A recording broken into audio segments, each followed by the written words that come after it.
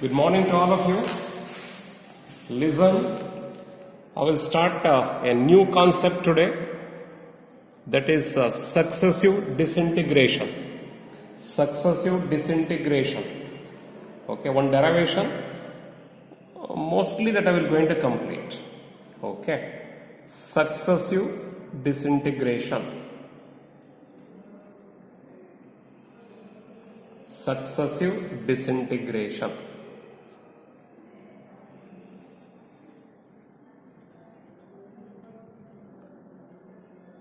In between, I will ask you the questions. Immediately, you have to type and you have to tell me the answer. Show the answer, whatever you know. Whether it is right or wrong, no problem.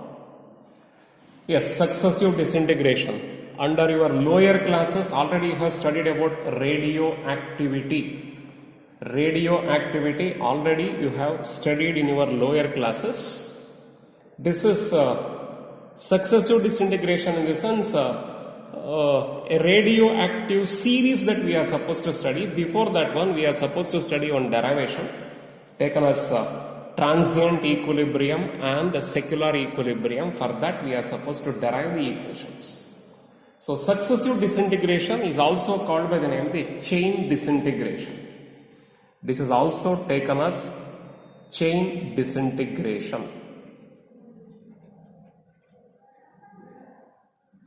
Then, what do you mean by this successive disintegration or chain disintegration? It is a radioactive disintegration, nothing else. It is a radioactive decay. Decay means it never increase, it is go on decreasing only. It is go on decreasing only. It cannot be going to get increased. Just like our final BSc student strength.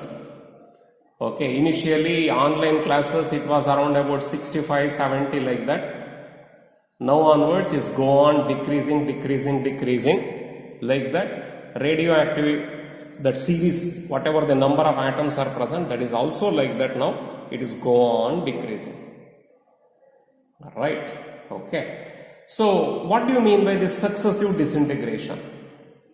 Let us consider a radioactive substance which is going to get decayed or disintegrates to form another substance. Let us consider here A is a substance. A is a radioactive substance. It is a radioactive material which is containing so many number of atoms in which inside here it is containing so many number of atoms. After some time interval, this produces B, another radioactive substance. A is a radioactive substance. After some time interval, it produces a new substance, that is B, which is also radioactive substance, which in turn decays to form a new substance, that is C. Again, this is producing D producing E, like that it is go on moving like this now, it is go on disintegrating. At the ending stage, we are going to get a stable one. This is a stable one. That is a stable nuclei that we are going to get. X is stable. So this is a successive disintegration. This is called by the name the successive disintegration, or I can say chain disintegration. It is a process in which a radioactive substance disintegrates to form a new substance, and the new substance in turn it is disintegrating, producing another new substance here. Like that it is go on producing the substances, new substances. Last one which is a stable one, further it is not going to get radioactive disintegration, it will not take place. Further disintegration which is not present, this is a stable nucleus. This is a stable nucleus. Followed this, understood what is that chain disintegration or successive disintegration. In the case of chain disintegration, this is a radioactive substance which in turn producing a substance, that is B, which is radioactive substance. B is a radioactive substance. In turn, it is producing another radioactive substance, that is C. So, A produces B, B produces C, C produces D, like that it is go on producing. Therefore, since A produces B here, I can call it by the name, this is parent or mother, I can consider. Mother nucleus, mother substance, mother element, I can consider. This is daughter. For this generation, this is producing this one. Hence, this is parent or mother, this is daughter. Next generation, daughter becomes the parent, daughter becomes the mother, and this is daughter. Next generation, this daughter becomes the mother, then daughter. Like that, it is said to be existing. One radioactive substance producing another new substance, which is also radioactive substance. This in turn decays to form another radioactive substance, producing a new substance, and this in turn it is producing a new substance. Like that, it is go on happening. I can call it by the name successive disintegration, or it is also called by the name chain disintegration. Okay, now in this process here, let us consider these two. This is mother, this is daughter, or this is parent, this is daughter. These two, if I am considering, this is mother or parent, this is daughter. C and D, if I am considering, C is the mother or parent, D is the daughter. Don't forget about these ideas, that is, these are the ideas that we are supposed to understand. Now, at the time interval t is equal to 0, what will happen here? At time is equal to 0. When the time interval is equal to 0, how many atoms are present? In the case of A and in the case of B. Let us consider when the time interval is equal to 0 here. When the time interval is equal to 0, let us consider, let the number of atoms,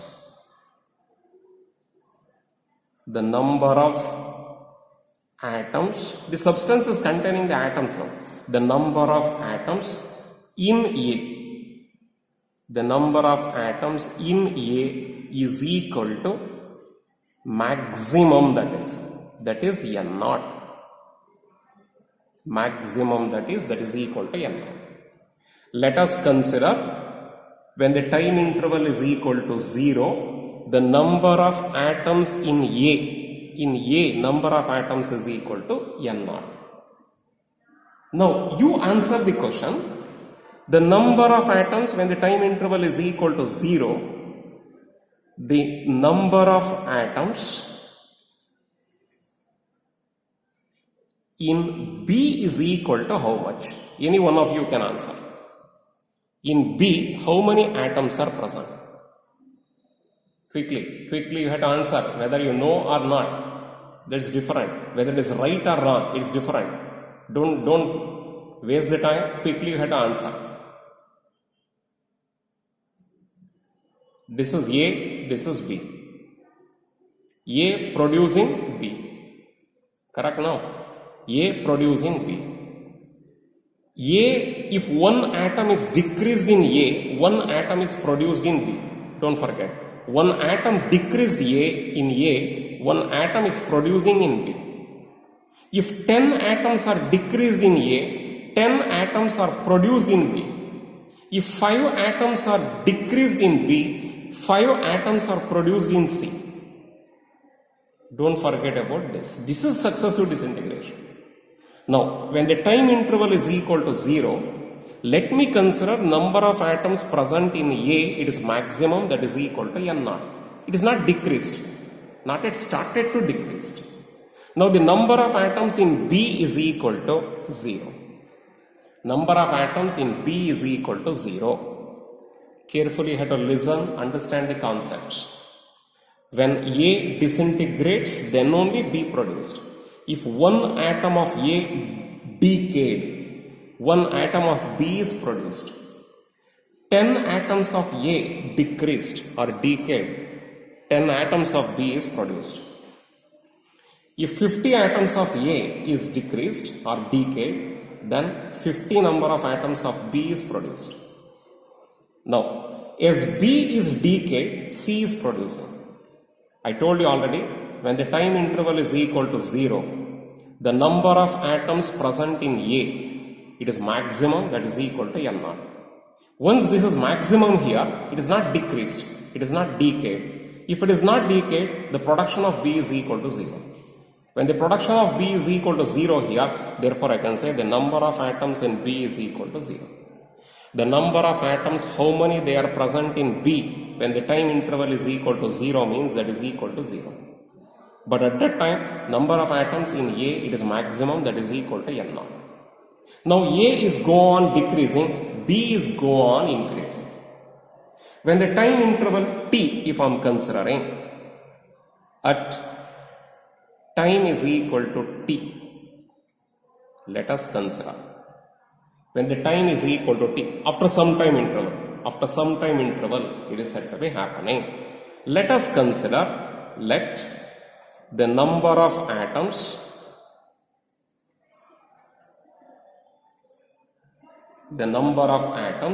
in A, the number of atoms in A is equal to N1.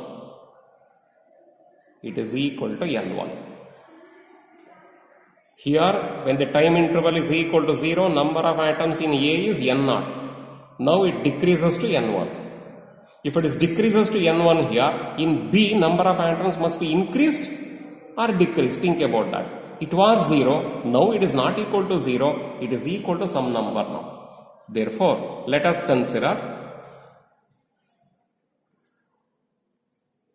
the number of atoms when the time interval is equal to T in B is equal to how much?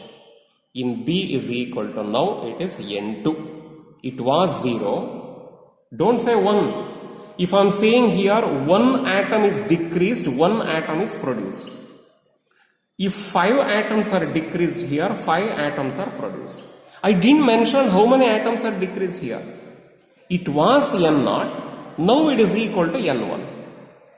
When time is equal to 0, it was N0, now it is equal to N1. Certainly N0 is greater than N1. Therefore, when the time interval is equal to 0, number of atoms in B is equal to 0, but now the number of atoms is increases to N2 here. Where it is, in the case of B, number of atoms is increases to N2, but here number of atoms in A is decreases to N1. N0 to N1 it is decreased, here 0 to N2 it is increased. Okay.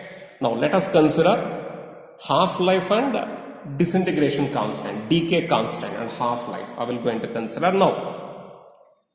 If you know the lower class concept, then it is easy. If you don't know what is half-life, if you don't know what is decay constant, take your second PUC book and study.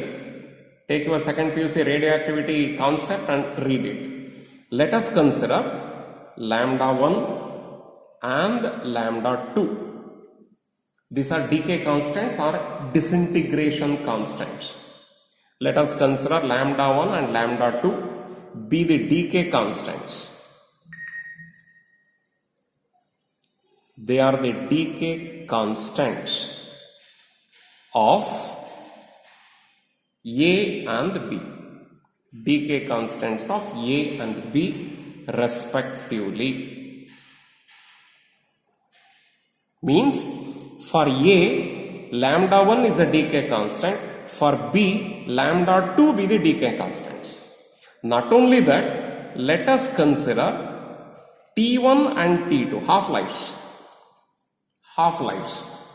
T1 and T2 be the half-lives. Be the half-life of A and B respectively. So meaning lambda 1 is the decay constant for A lambda 2 be the decay constant for B. T1 half-life of A, T2 half-life of B. Is it clear? If I want to write, okay, I can consider like this, AB. Right? This is substance A and substance B. For this one, decay constant is lambda 1. For this one, decay constant is lambda 2. For A, half-life is T1. For this, half-life is T2. These are decay constant, these are half-lives. For this A and B. Is it clear? Have I understood? And don't forget, I told you already, every time one atom of A decreased, one atom of B produced. Every time one atom of B decreased, one atom of C produced. Don't forget about that concept. If 100 atoms are decreased here, 100 atoms are produced here. Out of that 100, 50 atoms are decreased here, 50 atoms are produced here. This is what is happening in radioactive disintegration, called by the name successive disintegration. Successive disintegration, this is. Okay, yes. See the further idea, further concept. Now, this is the basic idea that I have written already. Now, based on that, we are supposed to write what is the rate of decay of the element A. I supposed to write the rate of decay of the element A. I will write here just to see that the rate of decay. The rate of decay of the element A. Of the element A is equal to, what is the rate at which this is decreased? What is the rate at which B is produced? Don't forget. I told you that one only I said. What rate at which A decreased, with the same rate B is go on producing. If A decreased, B produced. If A is not decreased, B will not produce. Clear? So use that concept here. The rate of decay, the rate of decay of the element A is equal to here lambda 1 into N1. Lambda 1 into N1. Taken from your second PUC, N is equal to N0 into e to the power of minus lambda T. The derivation, go through the derivation. Second PUC, radioactivity. You are supposed to read it. Then only you can understand all these things in a better way. Okay, so that is equal to here lambda 1 into N1. Lambda 1 decay constant, N1 number of atoms present at that instant of time. Number of atoms present at that instant of time in A is equal to N1 multiplied by lambda 1. That is the rate of decay of the element A. Okay. Therefore, the rate of decay of element A, that is equal to the rate of production in B. Therefore, I can say this is also equal to the rate of production of which one? B. A decreased, B produced. The rate of production, or I can say the rate of formation. The rate of formation of the element. The rate of formation of the element B. This is also equal to this.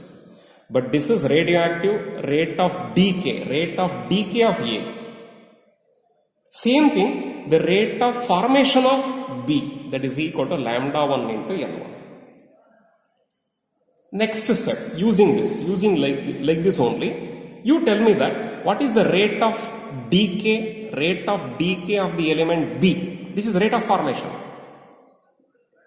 Using this concept only, like this only, you tell me that what is the concept that I supposed to write for this.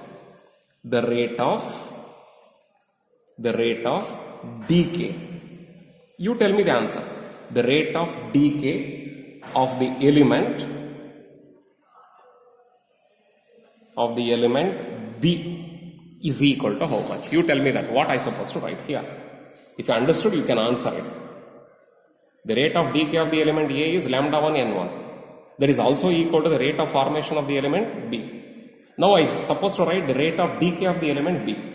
The rate of decay of the element B is equal to, here very good, lambda 2 into lambda 2 into. This is rate of formation of B. This is rate of decay of B. Rate of formation, rate of decay. Rate of formation of B, rate of decay of B. Therefore, what is the rate of net increase? The rate of net increase is equal to how much? The rate of net increase in B is equal to how much? Let us write that concept.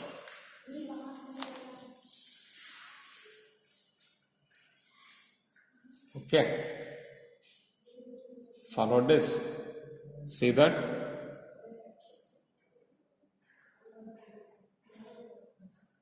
Okay, if you understood these are the basic ideas. If you understood, derivation is very simple. Already I have started derivation. Yes, continuation. Continuation. What is that? The net rate of increase of B. The net rate of increase of B atoms is equal to how much? One minus the other. One minus the other. One minus the other means what is that? Rate of decay or rate of formation. Don't forget. Rate of formation of B, rate of decay of B. This minus this. This minus this is the rate of net rate of increase in B. This is formation of B. This is decay of B. This minus this is the net rate of increase of B. Okay. So that is equal to here. That is equal to lambda 1 n1 minus lambda 2 n2. That is net rate of increase of B atoms. That can be written as dn2 divided by dt. Differentiation concept. That is equal to this. Therefore, I can write dn2 divided by dt is equal to lambda 1 n1 minus lambda 2 n2. Same thing that I have written. Whatever I have written here, same equation that I have written here also.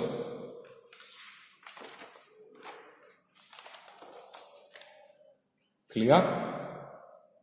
Now, I will shift this one to the other side of the equation. This one, I will shift it to the other side of the equation. Therefore, negative sign will be becoming positive sign. So, therefore, I can write dn2 divided by dt dn2 divided by dt plus lambda 2 n2 is equal to lambda 1 n1. Is it clear? Now, taken from your second PUC. This is from second PUC portion. Your 12th standard.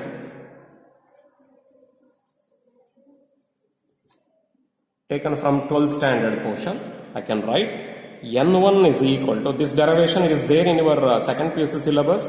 You go through this. First you read this. N is equal to n0 into e to the power minus lambda t. But here I have written n1. Therefore, I suppose to write lambda 1. n2 if I am writing, lambda 2 I suppose to write. n1 is equal to n0 into e to the power minus lambda 1 into t. I will substitute this value here. This value I will going to substitute. Therefore, dn2 divided by dt plus lambda 2 n2 is equal to lambda 1 n0 e to the power minus lambda 1 into t. Minus lambda 1 into t. Is it clear? Understood the concept? Now I suppose to integrate this. I suppose to do the integration for this. Integration we cannot do as it is. As it is we cannot do the integration. Therefore, I suppose to make it as a simplified one by multiplying with an integrating factor. Use your mathematics. Okay. Multiplying both the sides by the integrating factor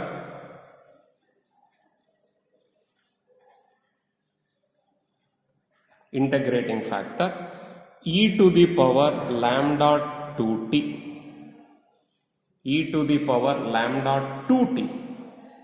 Multiply on both the sides. Therefore, first I will multiply with this dn2 divided by dt multiplied by e to the power lambda 2t plus lambda 2 into e to the power lambda 2t is equal to lambda 1 n naught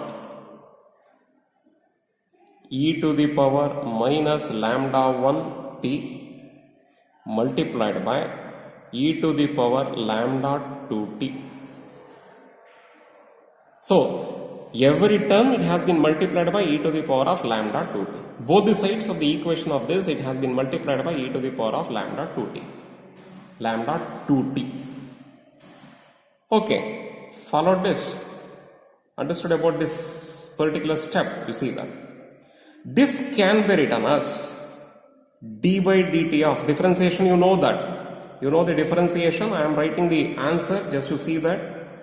D by dt of n2 e to the power lambda 2t is equal to lambda 1 n naught. So indices law, use the indices law. Powers you are supposed to subtract here, but the base is same. So therefore I can write into e to the power lambda 2 minus lambda 1 into t power. This one, if you are differentiating this, you will get back this. Product rule, apply the product rule. Apply the product rule. U into v dash, u into v dash plus v into u dash. Differentiation of the first function. Okay. Differentiation of the first function into second function plus differentiation of the second function into first function. Are they one and the same? Just to check it up. Are they correct? Whatever the equation that I have written, is it correct or not? Check it up. Have you understood? You check it up. Any doubt is if you are getting, you can ask. Now I will go into integrate. Now this differential equation we can integrate very easily. Now by integrating on both the sides. By integrating on both the sides. One side we should not. By integrating on both the sides. If you are integrating, the differentiation is going to get cancelled out. You are going to get here it is n2 e to the power of lambda 2t. E to the power lambda 2t. That is equal to, here integrate properly, carefully, you have to integrate this. Lambda 1 n naught e to the power lambda 2 minus lambda 1 into t divided by lambda 2 minus lambda 1 plus, since it is an indefinite integral, I suppose to write c. What is that c? Where c is called by the name constant of integration.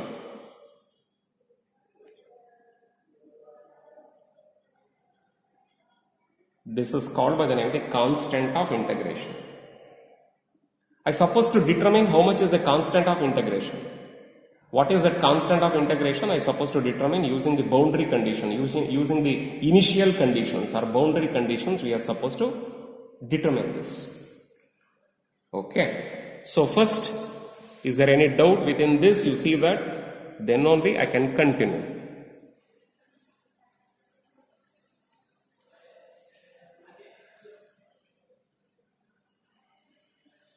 Quickly, time is running up.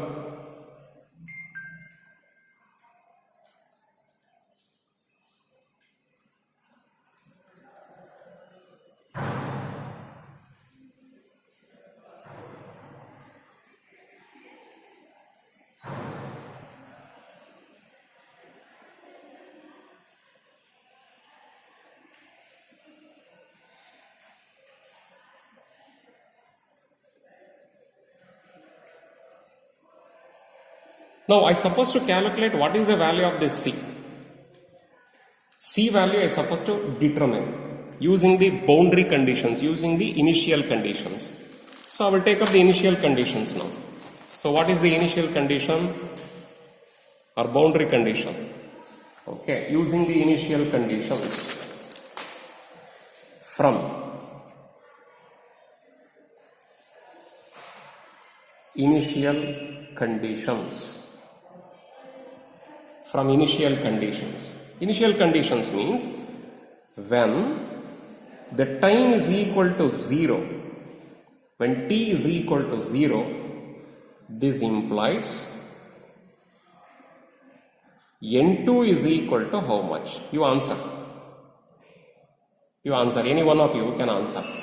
When the time is equal to 0, n2 is equal to how much? When the time is equal to 0,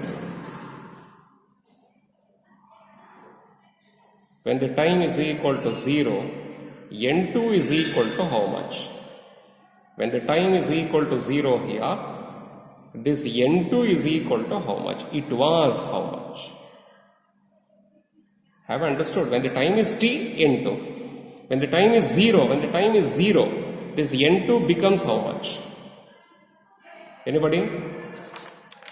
Is it clear? So n2 is equal to 0. This is the basic initial condition taken from the initial condition.